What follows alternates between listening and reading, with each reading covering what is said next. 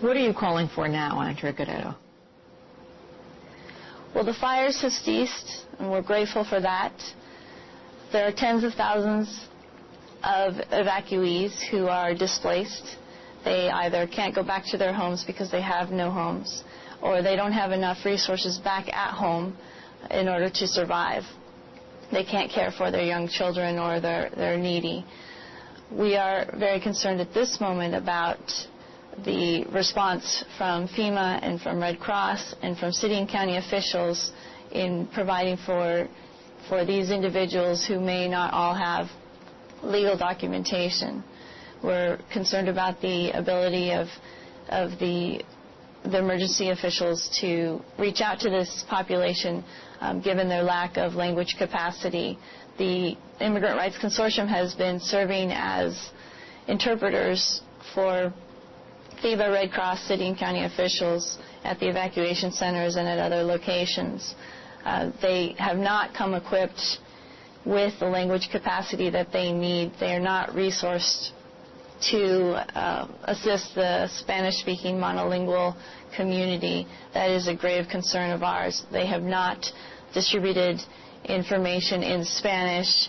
The Spanish information that is available has been translated by us or by news agencies. It has not been made publicly available by the emergency response agencies themselves. We are meeting with those agencies today. We hope to express our concern and make a change immediately, get something out in the media, and have these agencies commit their resources to reaching this population, which we believe is still very much in dire need of emergency supplies and support.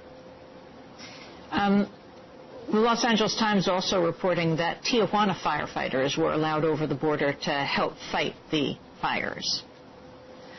That's right. There are a lot of hero stories in this fire, and they included Tijuana firefighters who came across and were not paid. They came over as volunteer firefighters and fought those fires day and night alongside U.S. firefighters. We're also aware of immigrants who stayed behind to save houses.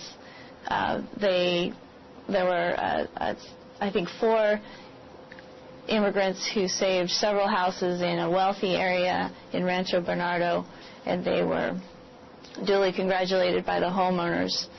But they themselves are the kind of people who would be potentially too scared to go into an evacuation center because they might be subject to an immigration inspection. Andrea Guerrero, I want to ask you an issue related, but not related to the fires at all, and that's the issue of driver's licenses. Here in New York, there's a controversy raging. The governor Eliot Spitzer, had first proposed that undocumented immigrants be able to get driver's licenses. On Friday, he announced a new plan, and that is they could get driver's licenses, but they wouldn't be allowed to be used as identification going into federal buildings or on planes.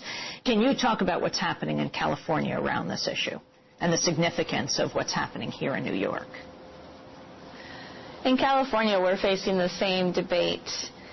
There's a tremendous need, I believe, for documentation of drivers for insurance purposes. Without a driver's license here in California, you cannot get driver's insurance. You cannot get a great number of things. You can't access certain buildings.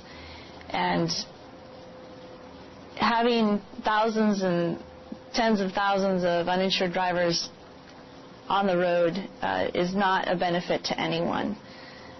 We need a way to identify people. We need to know who's here. We need to know that people can access insurance in the protection of their own families, and that lowers everybody's insurance rates. This is part of a larger immigration debate going on nationally about what do we do about these 12 million undocumented individuals, and whether it's realistic or pragmatic to try to enforce them to leave, or whether we need to think about accommodating them and having a comprehensive fix to our immigration laws. I want to thank you very much for being with us. Andrea Guerrero, chair of the San Diego Immigrant Rights Consortium, also the policy director at the ACLU in San Diego, joining us from San Diego. This is Democracy Now!, democracynow.org. As we turn from the issue of immigration